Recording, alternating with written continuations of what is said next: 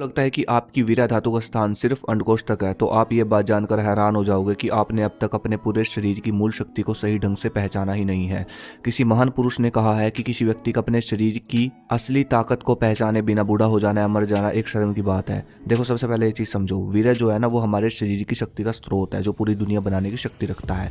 तो अब आप ये चीज सोचकर देखो, अगर ये ऊर्जा मतलब जो आपकी वज्र धातु है, इसकी एनर्जी ब्रेन की तरफ फ्लो करने लग जाए तो कितना बड़ा बेनिफिट मिलेगा। धरती पर एक बल होता है जिसको हम कहते हैं गुरुत्वाकर्षण बल। ग्रेविटी के बारे में आप सबने पढ़ा होगा, मतलब हर चीज नीचे गिरती है।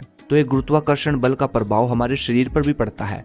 जैसे कि हम जो भी कुछ खाते हैं वो सब नीचे की तरफ जाता है और फिर नीचे से ही निकल जाता है। इसलिए हमारी जो सेक्सुअल ऊर्जा होती है, तो ग्रेविटी का प्रभाव उस पर भी पड़ता है, उसका फ्लो नीचे की तरफ रहता है। समझ रहे हो आप इस चीज को? अब कोई भी चीज है इस धरती पर, उसको उठाने के लिए ताकत लगेगी, ठीक है?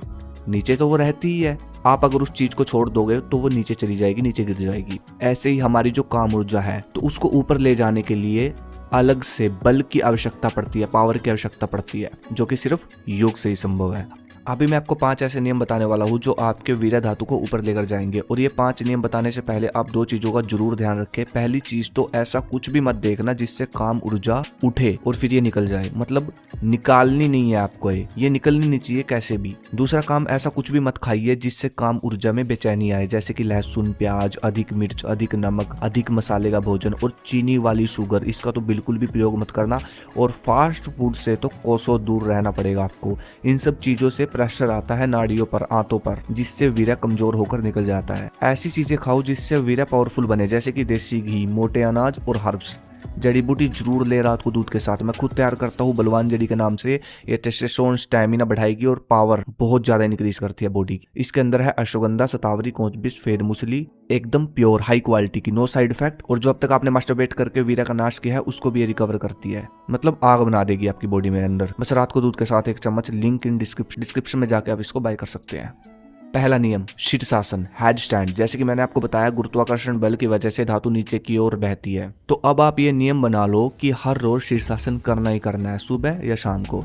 तो सिर जब नीचे होता है आपका शीर्षासन करते समय, तो वीरा नाड़ियों से होता हुआ धीरे धीरे ऊपर उठने लगता है, मतलब सिर की तरफ जाने लगता है। और एक चीज जरूर ध्यान रखें, शीर्षासन सिर्फ 2 से 3 मिनट ही करना होता है। बाकी यूट्यूब पर सर्च कर लेना शीर्षासन के बारे में। इसको आसनों का राजा कहा जाता है। गलत मत करना क्योंकि इसका साइड इफेक्ट भी हो सकता है। अगर गलत करोगे, बहुत सारी वीडियो मिल जाएगी, अच्छे से सीख के करना।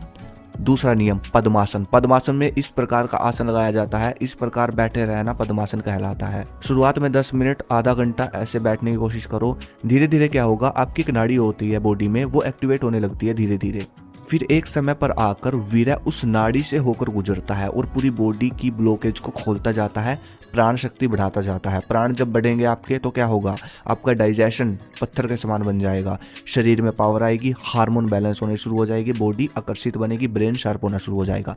पद्मासन की आपको बहुत सारी वीडियो यूट्यूब पर मिल जाएगी, अच्छे से सीखकर इस आसन को लगाना है। तीसरा नियम, प्राणायाम। ब्रह्मचर्य में प्राणायाम का सबसे ज्यादा महत्व होता है, इसलिए ब्रह्मचारियों को बोला जाता है कि दिन की शुरुआत प्राणायाम से की जानी चाहिए, क्योंकि प्राणायाम एक ऐसी क्रिया है जो हमारी वज्र धातु को पुष्ट करके ऊर्ध्वगामी कर देता है, जिससे ना तो काम वासना उठती है और वीरा का बॉडी में सही जगह यूज होता है, मतलब सेक्सुअल एनर्जी बॉडी की एनर्जी में कन्वर्ट हो जाती है प्राणायाम करने से। 3 तरह के प्राणायाम मैं आपको बता देता हूँ, इनमें से कोई भी 2 प्राणायाम आप कर सकते हो। अनुलोम विलोम, कपालभाति और कुंभक प्राणायाम। प्राणायाम इस दुनिया की सबसे ताकतवर क्रिया है हमारी बॉडी के लिए। महाभारत काल से ऋषि मुनि, योद्धा सब प्राणायाम करते थे।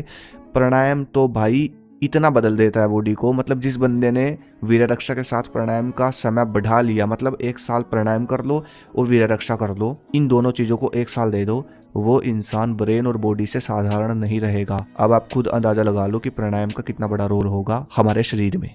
चौथा नियम, रामूर्ति दंड। आज के समय में आपको YouTube पर बहुत सारी वीडियोस मिल जाएगी रामूर्ति दंड पर। इस दंड को प्रोफेसर रामूर्ति जी लगाते थे, जो बहुत शक्तिशाली पहलवान हुए, विदेशों में भी जिन्होंने डंका बजाया। इस दंड को उन्होंने बनाया था भारतीय व्यायाम पद्धति के अनुसार, जो मतलब पहले भारत में योद्धा लगाते थे अपने आप को शक्तिशाली बनाने के लिए। उस व्यायाम के आधार पर उन पुस्तकों को पढ़कर उन्होंने इस दंड को निकाला था।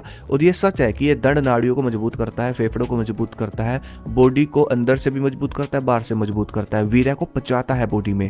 मतलब ये है कि वीर्य को पचाने के लिए छोटी मोटी एक्सरसाइज नहीं लगती कि आप थोड़ी बहुत एक्सरसाइज करोगे, पुशअप लगा लोगे और वीर्य पच जाएगा। बहुत पावरफुल व्यायाम करने पड़ते हैं, जिनमें से एक ये भी है राममूर्ति दंड। इसकी पूरी वीडियो आपको यूट्यूब पर मिल जाएगी। जब आप देखोगे अच्छे से सीख के लगाना। अगर जिम करते हो तो जिम से पहले लगा लेना, नहीं तो पूरे हफ्ते का वर्कआउट प्लान बना लो। जैसे कि एक दिन दंड बैठक लगाओ पूरा दबा के चेस्ट के, दूसरे दिन पुलअप, तीसरे दिन लेग का वर्कआउट। ऐसे व्यायाम बनाओ, अलग अलग दिन अलग अलग पार्ट।